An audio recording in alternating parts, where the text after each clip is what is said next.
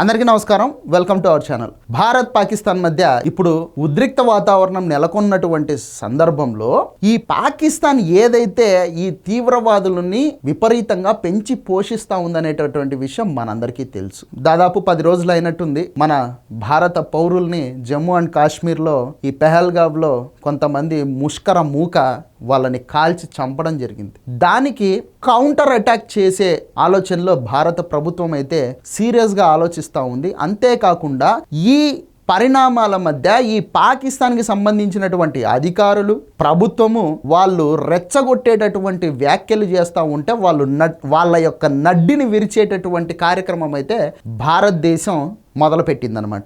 అందులో భాగంగానే ఈ సింధు నది వాటర్కి సంబంధించి ఆల్రెడీ గేట్లు మూసేశారు. ఇక పాకిస్తాన్ నడ్డిని పూర్తిగా ఈర్చేసేటటువంటి కార్యక్రమంలో భాగంగా బగలిహార్ నుంచి పాకిస్తాన్కు వెళ్ళేటటువంటి వాటర్ని నిలిపేసింది భారతదేశం. పంజాబ్ ప్రావిన్స్కి ఇది చాలా కష్టం. ఈ పంజాబ్ ప్రావిన్స్ అనేది పాకిస్తాన్లో ఉంటుందన్నమాట.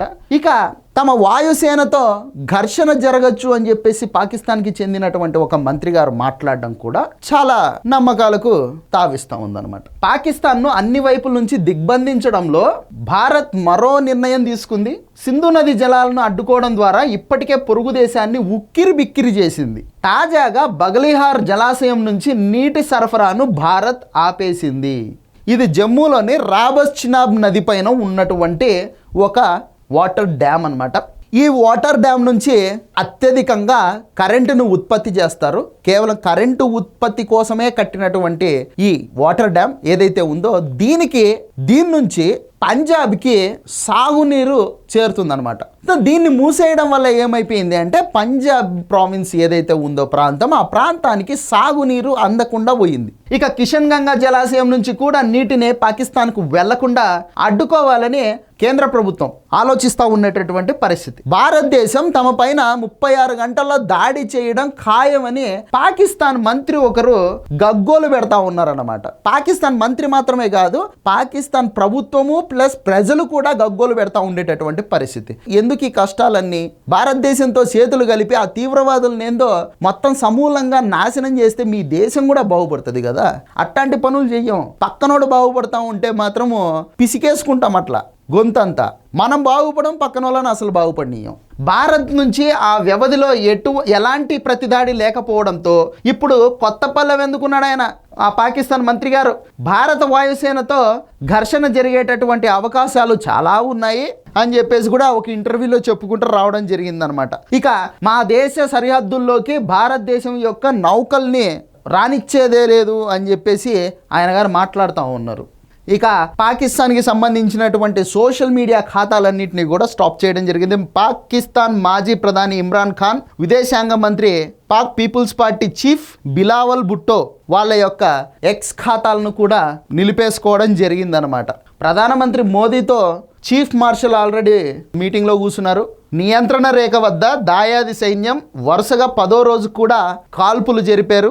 తద్వారా కాల్పుల విరమణ యొక్క ఒప్పందాన్ని వాళ్ళు ఉల్లంఘించి కవ్వింపు చర్యలకు పాల్పడడం జరిగింది. కుప్వారా, బారాముల్లా, పుంచ్, రాజౌరి ఈ సెక్టార్లలో పాకిస్తాన్ రేంజర్లు కాల్పులు జరిపారు. సో దానికి ధీటుగానే భారత్ సైన్యం కూడా ఎదురుదాడి చేసింది, వాళ్ళను తరిమేసింది. ఈ పాకిస్తాన్ వాళ్ళకు ఏం పని లేదు, పాట లేదబ్బా.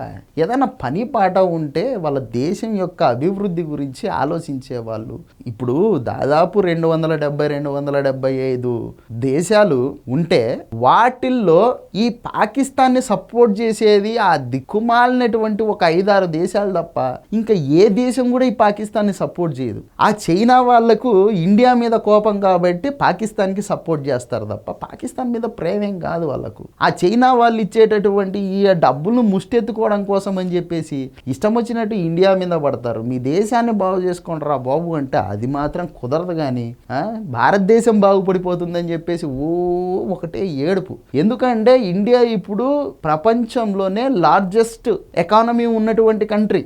వాళ్ళకేమో ఎకానమీ లేకపోయా, ఇన్ఫ్రాస్ట్రక్చర్ లేకపోయా, వాళ్ళ దేశంలో పెట్టుబడులు పెట్టేటటువంటి మనుషులు లేకపోయి, ఒకవైపు భారతదేశంలో పెట్టుబడులు పెట్టడానికి ప్రపంచ స్థాయి కంపెనీలన్నీ పోటీ పడతా ఉండేటటువంటి పరిస్థితి. వాళ్ళ దేశంలో ఏమో ఉగ్రవాద సంస్థలన్నీ ఉన్నాయి. మన దేశంలో బతికేదానికి మంచి మంచి సంస్థలు పెట్టుబడులు పెడతా ఉంటే వాళ్ళ దేశంలో మాత్రం ఉగ్రవాద సంస్థలు పెరుగుతూ ఉన్నాయి అన్నమాట. సో అది వాళ్ళకు కుళ్ళు. మా పాకిస్తాన్లో పెట్టుబడులు పెట్టడానికి ఏ కంపెనీలలో రావట్లేదు, ఈ భారతదేశంలో మాత్రము ప్రపంచ స్థాయి కంపెనీలన్నీ భారతదేశానికి వెళ్ళిపోతూ ఉన్నాయి, మా దేశంలో ఎవరు పెట్టట్లేదు, కాబట్టి ఒక 4 ఉగ్రవాదుల్ని పంపించి ఒక అలజడి అనేది సృష్టిస్తే కనుక అక్కడ పెట్టుబడులు పెట్టడానికి భయపడతారు పెట్టుబడిదారులు అని చెప్పేసి వీళ్ళు నీచమైనటువంటి కుట్రలు చేసేటటువంటి పని అనమాట.